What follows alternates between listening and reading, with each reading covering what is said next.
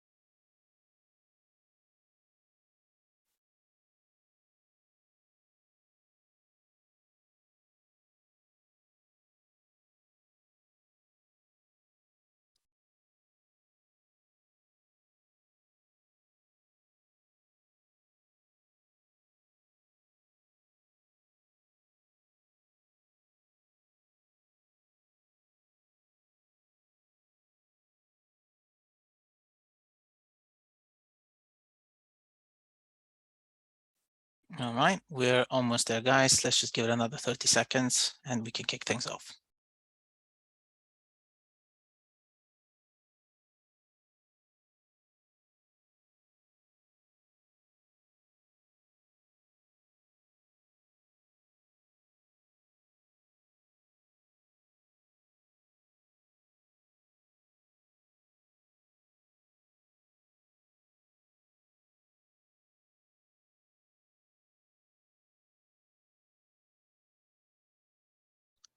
All right, let's start. So thank you everyone for joining.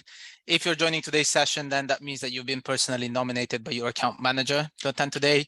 The focus of this call will be top 5 automations that can bring immediate value to businesses of the SMB size. What we mean when we say that is anything from a startup to a 20, 25 user business, realistically. So it's a very specific market. The size of the business determines what needs you have in automation as well. So this will be purely focused of companies of your size. For the session as well, this will be recorded. So for anyone who is not able to join, we will send out the recording later in the day as well.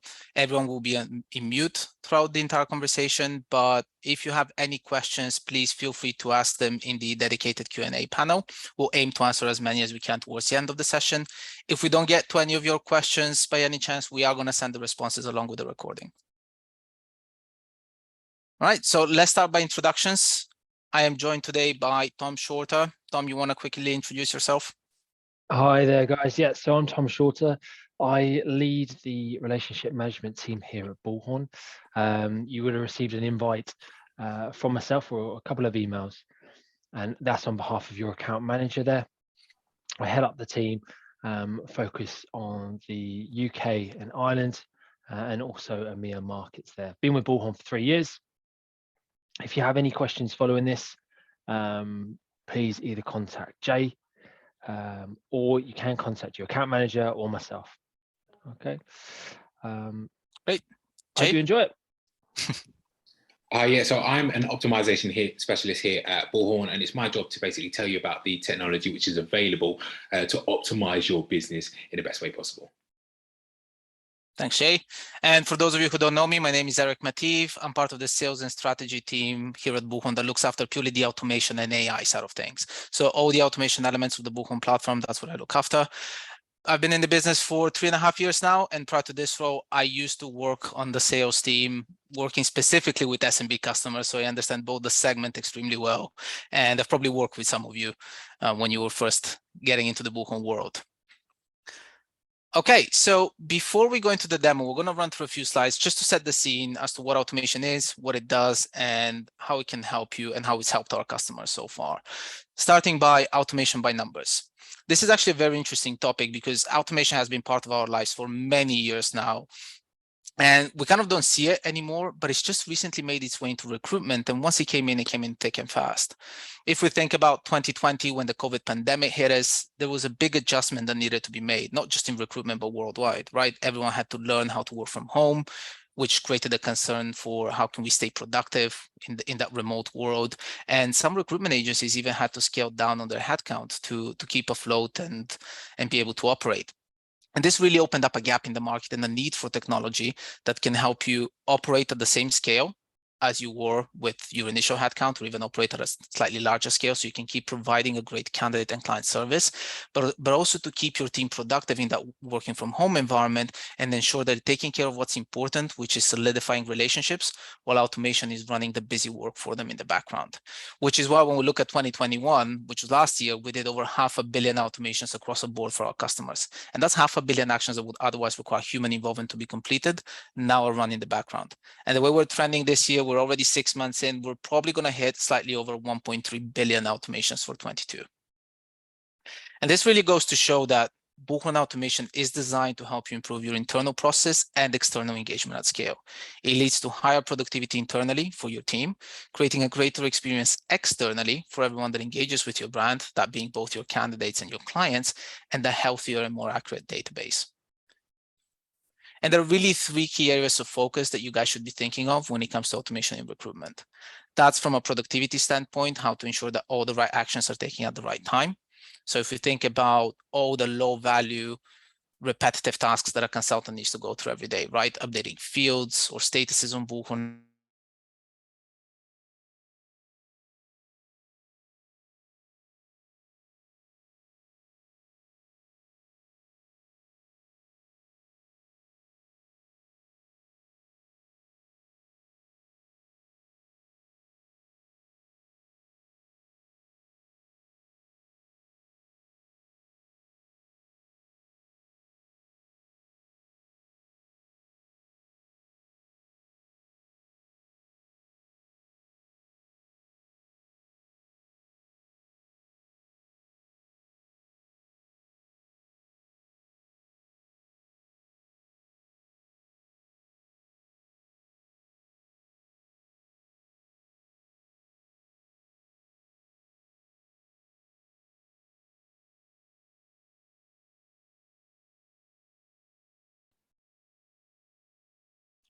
I am back.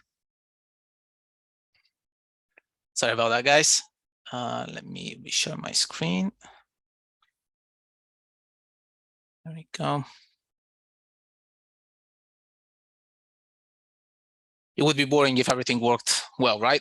So where were we? From an engagement standpoint, the key to providing a great experience to your candidates and clients is consistently engaging with them throughout the entire sales and recruitment cycle. And very often, if it's left in the recruiter's hands or the sales rep's hands, some of these steps are skipped because they might take up too much time, or there's just such a high volume that they're very often forgotten. So there is that space for human error. With automation, it's about taking care of those engagements to a certain extent so that your consultants don't have to worry about it, but you're ensuring that you're consistently engaging with your target audience throughout the entire life cycle. Last but not least, data health. The key there is not only to clean up your data now, but ensure it stays clean as you continue to scale up your business, right? So that you can transform your ATS into a reliable source of truth for your team, and they can rely more on what's in your database and less on what's outside of the system. If we think about the talent shortage market that we're in now and the talent acquisition costs, this is a great way for you to strategically leverage what you already have in your database and maximize its value and reduce your talent acquisition costs to essentially get candidates you might already have. They just need their data to be refreshed. So we're going to touch on all 3 of these in today's session in different aspects and different vignettes, which will be led by Jay. And before I hand it over to Jay, this is the logic behind every single automation of Bullhorn. So keep that front of mind as we're going throughout the different vignettes. It all operates on the simple principle: if this, then that. This being the trigger, any event that might have happened on Bullhorn or off the back of a Bullhorn automation, then that being all the actions that will follow in the background. So if we think of a very simple example of a permanent placement being made in Bullhorn, that's our trigger. Then that being all the actions that automation will take for us would be things like maybe sending a confirmation email to the candidate to confirm all the relevant details, updating the statuses of all the relevant records to make sure that data is up to date and correct. And let's start checking in with the candidate both before and after the start date to create that post-placement aftercare journey we want to be associated with our brand.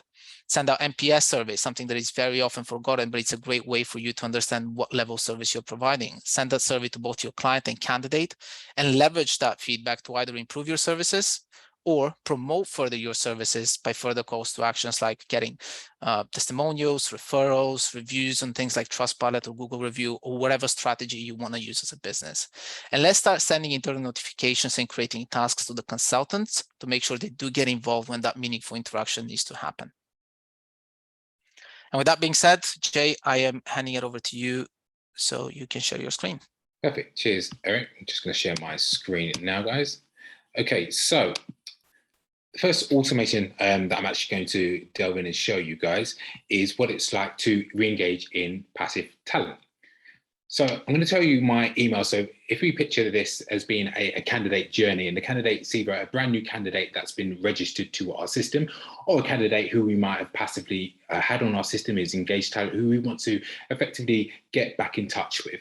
And what we're going to do is we're going to send an automated email, which is a HTML-rich email, and it's giving them a call to action, which is to click on the link to confirm some of their details.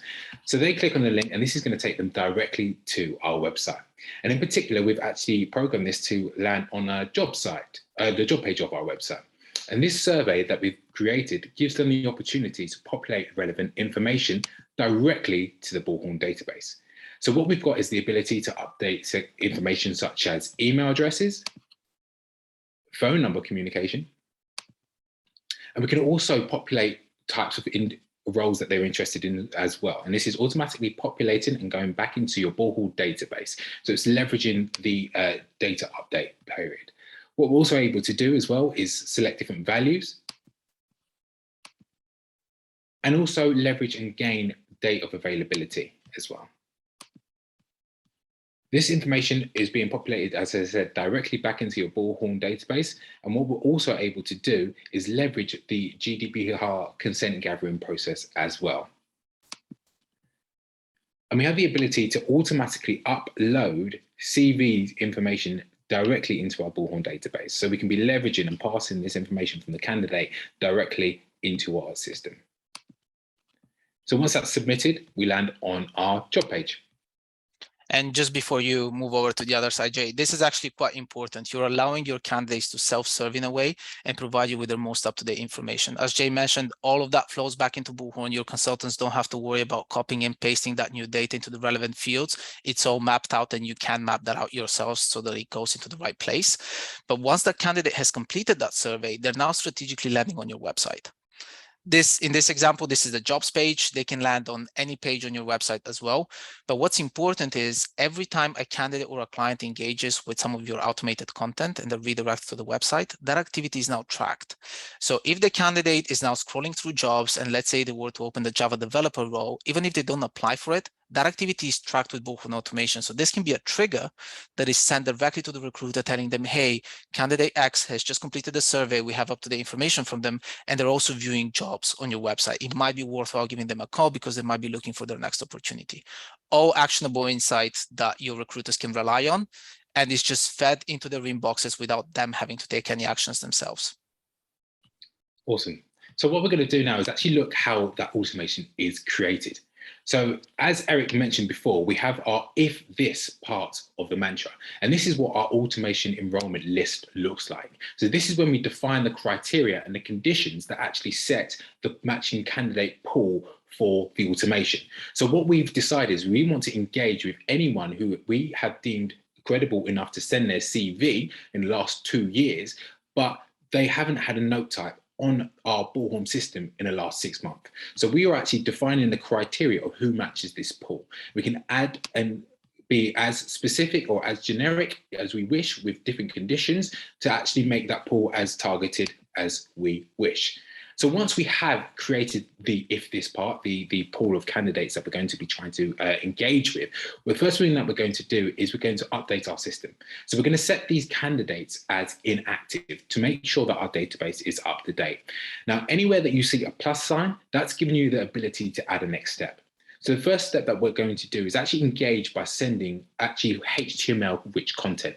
So it's going to be eye-catching and captivating, engaging content to get these people interested in our brand again. After that, we're going to add a wait time of 2 weeks. And then we're going to send a re-engagement email, but this time we're actually going to send a text-rich email. And we're going to send them hot jobs, which is based on auto-matching, and that they might be particularly interested in. Again, this is all steps to get them interested in our brand and to get them re-engaging with us. The key thing to notice here is the fact that as soon as we have a response, these people are no longer part of the criteria. So they are removed from the automation because we have achieved that engagement. What we're able to do again is maybe add another wait time of 2 weeks, and we want to send a different type of email, but we don't know which one would be best. So we can actually send A/B testing as well. And this gives us the ability to select a sample size of the overall group and actually select what type of email we want to send. So 50% will receive email A, 50% will receive email B, and this gives us the opportunity to see which one would be the determinant factor. The winning email actually then will be sent to the remaining pool, so we get a higher chance of engagement from them. What we're then able to do is then continue, and finally we've had that engagement now. What we want is a call to action. So we want to get these people actually populating our database with information which is relevant to them. So we're going to reach out and send in the actual engagement survey, which is the engagement survey you saw at the beginning of the demo. And now we're going to move on. So we have this capturing pool. Now, if we haven't captured pool of candidates' interest, we're going to try again in another 4 weeks and ask them to populate with more relevant information for them. If after 4 weeks we haven't received any communication from these specific candidates that haven't already corresponded with us, and what we want to do, we want to make sure that our database is again up to date. So we're going to set these candidates' records automatically to archive. And we might actually want to take this one step further. We might actually want to add those specific archive candidates to a hot list or a tear sheet, and actually have our ability to use this tear sheet or hot list for another call to action. So we might actually select these as archived records. Now we want to be notified of what those actual candidates are, so we can actually then select to choose internal notifications that let us know that these candidates have been selected into an archive pool, and we can choose to be and what our next actions are with those specific candidate pools. Yeah, that's great, Jay. So essentially what we've explored so far, one of the biggest challenges for recruitment agencies is the fact that you have a very large talent pool sitting in your ATS, but it's not leveraged at its full extent. This is a great way for you to maximize its value. For the candidates that start engaging back with your content and complete the survey, you now have up-to-date information that your recruiters can actually rely on and can action. For those that continue to ignore your content and are completely disengaged with your brand, you can also have other steps taken care of. So updating statuses, like we saw, get them out of the way of the recruiter, and they can only work with actionable information. And then you can make the decision as to, do we want to keep them? Do we want to anonymize them, delete them? But essentially what it's allowing you to do is having a reliable source of information for your team. And the next automation that we'll explore is how to engage with candidates in process. The example that Jay will show us is how to provide great communication when an interview has been scheduled, but this can very easily be replicated throughout the entire recruitment lifecycle, which we'll discuss towards the end. Cheers, perfect. So yeah, the next automation, as Eric said, is that I'm going to move on is engaging with candidates that are actually in the interview process. So once again, as the other automations, we're going to select our automation enrollment, and we've selected that any candidate who we have in interview process is automatically a part of this automation. Now, this is a continuous automation that we've set. So anyone who then matches this criteria, again, then gets put into the sequence. So the first thing that we're going to do is we're actually going to send these guys a confirmation email of their actual interview. So it's removing that busy work, as Eric mentioned before. And we're going to make it specific to that actual candidate using merge filter tags. So they are receiving information which is specific to them. So a day before the interview, we now want to make sure that we are engaging with these candidates. So we're actually going to send a text message because we can leverage automating text message capabilities. And this gives you the opportunity to reach your candidate base in a different way of texting. And it also gives you the ability to automate this whole process. Now, the benefit of actually automating these processes with the Bullhorn automation is the fact that what you can do is you can actually engage with these automations on a level where you are sending text message communication, which has been automated. But say if that candidate was to respond, they might have an issue or get into the interview, or whatever reason they want to get in contact with the actual consultant. The actual consultant can then respond with a text conversational piece, and it feels as if that one communication has been sent, and we can jump in and we can amend or change or deal with the candidate as we see fit prior to the interview. So once that interview now has taken place, we want to catch up with that candidate again. Again, we can actually send a text message to say, how that interview has actually gone. It's removing that busy work from the candidate, making sure that we've got call to actions here that's not forgotten. And then we actually want to be leveraging this information as well. So a week after the interview date, we're going to send a Net Promoter Score survey to make sure that we're capturing all that information that we can be used to be promoting the brand of our client and also ourselves as well. So we can actually send a survey from there. Eric? Yeah, and that's a great way to expand on your channels of communications as well, right? When we think about the new generation of candidates, the candidates are getting younger and younger. They have a different need and demand for the technology that is being used to engage with them. So SMS as an additional channel of communication is a great strategy that you can start thinking of. From their experience, they're always engaged by the same phone number. Every time you're reaching out to someone, you're in control of who you're reaching out on behalf of. So automation could be reaching out to your candidates on behalf of the recruiter that they're used to working with every single day. So it's providing a seamless experience for them, but for the recruiter, even if the candidate were to reply and they're not sitting in front of their computer, they're proactively notified. Could be the desktop notification, could be a notification that goes on an app on their phone, and they can pick up that conversation straight away manually for the meaningful interaction. It's providing a seamless experience both internally and externally. And the best thing about it, it's all tracked. So all those conversations are visible into the Bullhorn ATS as well. So even from an admin level, you have visibility into all those conversations. And the next one that we'll explore, sorry, Jay, if you can just flick back real quick. This is mainly designed around helping you improve your candidate aftercare in a contract world and how to help you improve your redeployment rates by automating a big chunk of the redeployment efforts your team has to put in. After we complete this vignette, we're going to talk about how this applies in the permanent world as well. It's a very similar process, but this focus is going to be on the redeployment side. Perfect. Yeah, so as Eric said, what we've done is we've created the automation part. Now, this is everybody that we currently have in a active placement. So we want these guys to be communicated with. So essentially now what we're going to do is ensure that there's communication sent to these guys 4 weeks before the end of their end of the placement. Now, if we haven't got a redeployment for these guys, what we're going to make sure is that we are sending these guys a communication so they know who we are again, obviously, and that we can be active on their behalf. But what we're going to also do is send some internal notification for the actual placement owner as well, just to let them know that this person is coming to the end of their placement in 4 weeks' time. We're going to repeat the same process in 2 weeks' time as well, just to ensure that we've got that engagement. But also this time, what we're going to do is we're going to send them updated roles that might be relevant to themselves. Then 1 week before, what we're going to do is we're going to check in, send another email, again, send in with the auto matching jobs, which would be relevant for these candidates. And we get to the placement end date. So after the placement end date, what we want to make sure we're doing is updating the system. So we're dealing with relevant up-to-date information. So we're going to automatically set this candidate status to active. And then we're going to take it one step further. We're going to allow the system to remove the individual busy manual work that's needed and copy the placement end date to the placement to the candidate's availability date, meaning that I know as a consultant that this candidate is now available instantly.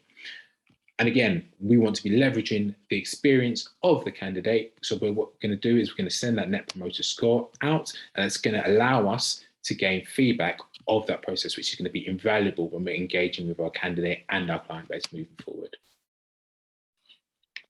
Yep. So again, what we're doing here is as the candidate is getting closer and closer to the end date of their contract, we're proactively reaching out to them. We're proactively reaching out to the relevant people internally as well, so the right action can be taken at the right time. And let's not forget that if that candidate were to start engaging with the content, click on a link, go on the website, that can notify recruiters internally as well. So you're minimizing the space for human error and you're maximizing the engagement both externally and internally with those candidates. It's decreasing the redeployment efforts that you have to put in yourselves, and it's automating a big chunk of them. So this is a great way for you to leverage people who you've already built relationships with. You've worked hard to get these candidates on the placement in the first place, so you can reposition them somewhere else rather than having to go externally to acquire net new ones. Now, the next one, which is actually a nice lead up from the previous automation, is how to drive that internal accountability and stay productive as a team. So we're going to explore two scenarios here. The first one will be on the retention side, so how to identify and prevent at-risk customers. And then we're going to talk about the recruitment side to work on jobs that we've worked hard to get in the system, but we may have forgotten to start working on.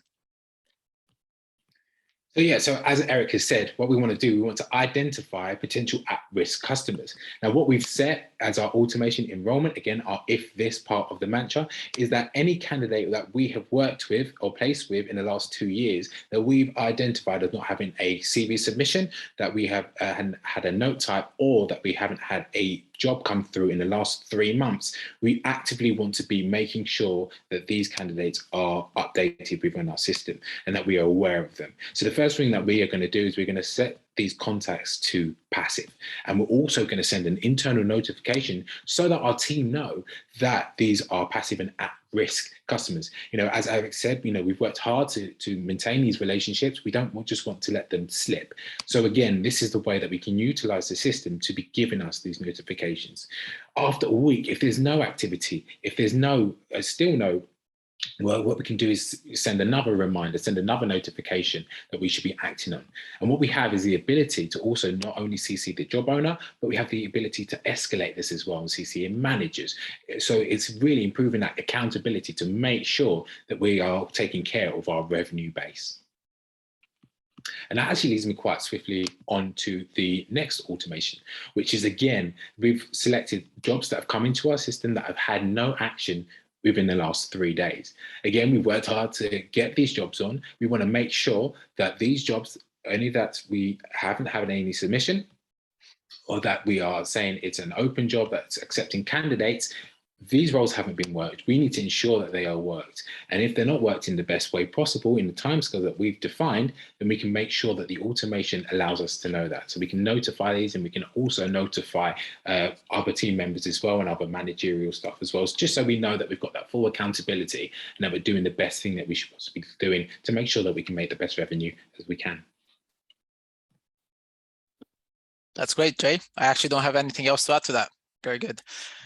Okay, the last automation that we'll explore, we've already seen quite a few scenarios. We talked about outbound engagement and how that can be automated to bring value, mainly on the candidate side. We've talked about the internal engagement to drive that productivity and accountability within the team. And we talked about data health, how we can have information straight from the source, feed back into the system, and take that effort away from your consultants.